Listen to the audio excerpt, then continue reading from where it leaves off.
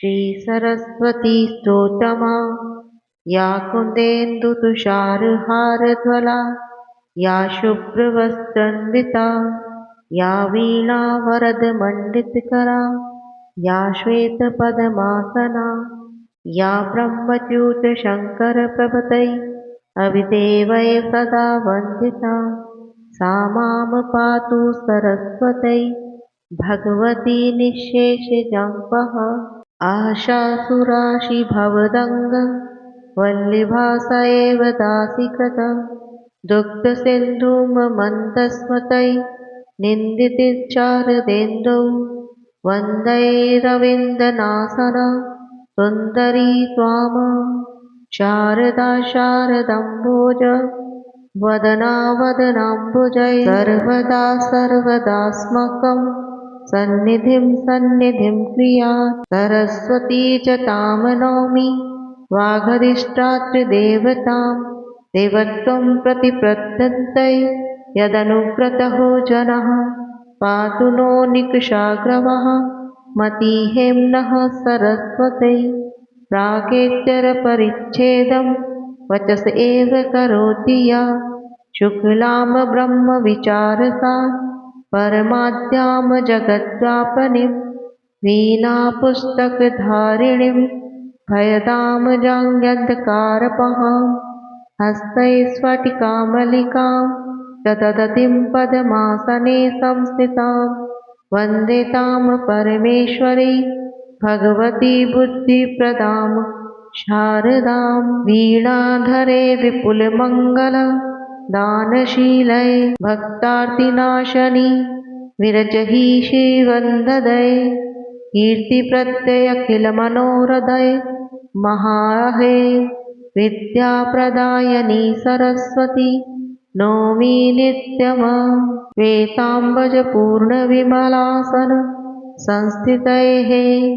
श्वेताम्बरवृत्तमनोहर मञ्जुगात्रै उद्यमरोग्यसम्पङ्कज मञ्जुलास्यै विद्याप्रदायिनी सरस्वती नौमि नित्यम् मातस्त्वदीये पदपङ्कज भक्तियुक्ता ये त्वां भजन्ति निखिलान् परान् विहाय ते निर्जरत्वं यान्ति कलेवरेण भुवः निवायुगगन अम्बुविनिमृत्तेनः मोऽन्धकारभरितै हृदयं मदीये मातः सदैव कुरु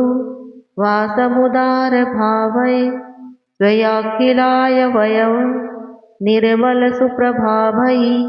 शीघ्रं विनाशय मनोगतमन्धकारमं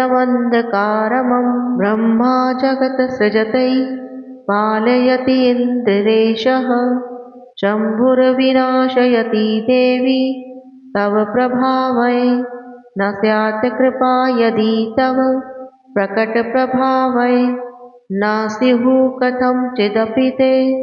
निजकार्यदक्षः लक्ष्मीर्मेधाधरा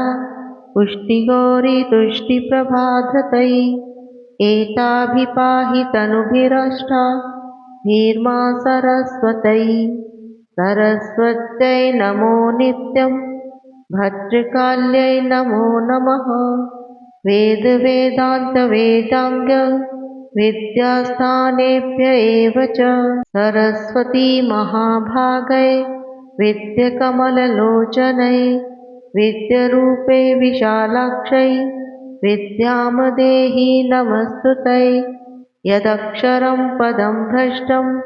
मात्राहीनं च यद्भवेत् तत्सर्वं क्षम्यतां देवि प्रसीद परमेश्वरी इति श्री सरस्वती स्तोत्रं सम्पूर्णम्। ॐ शारदाय नमः।